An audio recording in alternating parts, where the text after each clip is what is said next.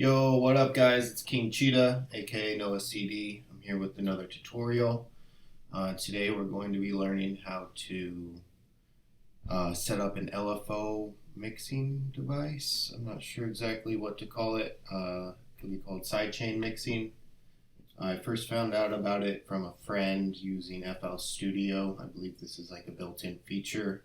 However, it's not something so easily set up in Ableton.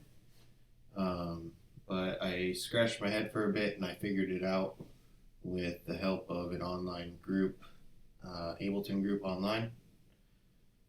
So you're going to need Max for Live to do this. I've got it set up in the template I have for download in the description. So if you download that and open it up in Ableton, this is something I have set as my default live set in Ableton, so I open this every time and just get to going, get to making music pretty quick.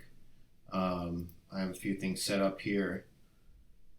I believe Max for Live updated with 10 or 10, maybe 10.1. This might be a newer feature I just noticed. I haven't looked in here in a bit, but there are two different kinds of envelope followers, which is the device we're going to be using. I'll show you how to set up both. It appears the new one has the ability to map to 8 different destinations, whereas I was using a lot more instances of the envelope follower before. So to get started, I will show you what this does. I've got a little loop set up here, just simple clap. If we add the snare in, I can show you how you could drop your snare and claps in order to hear them more better. So on the lead, bass, pad, vocal, and effects groups, I have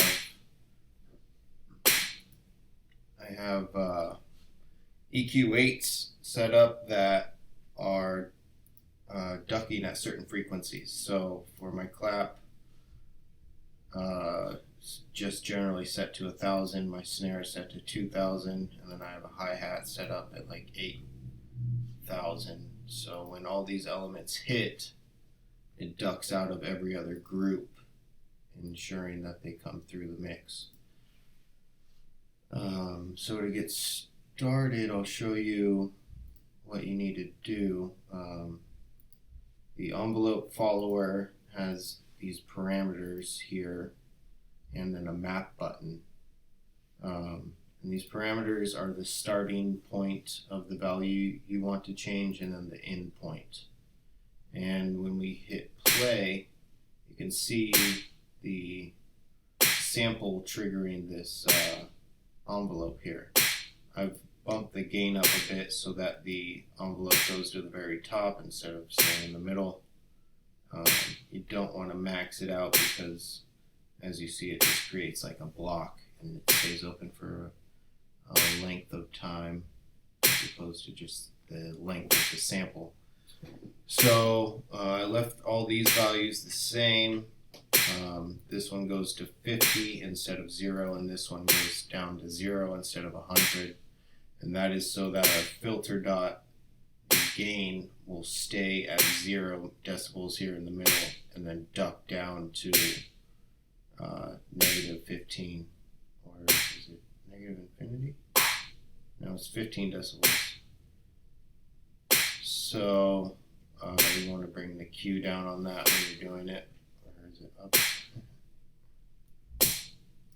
Yeah, you want to bring the Q up to be pretty precise.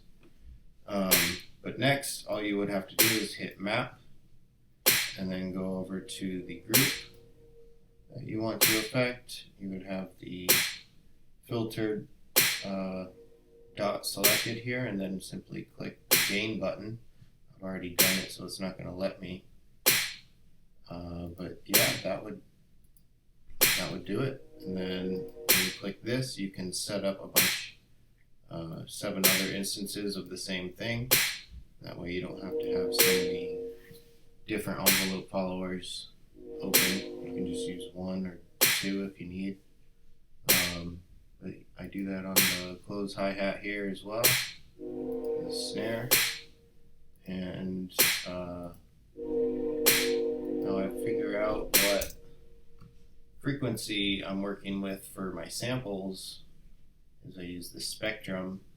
Down here in the corner you get the value in hertz, your note, and then the decibel level.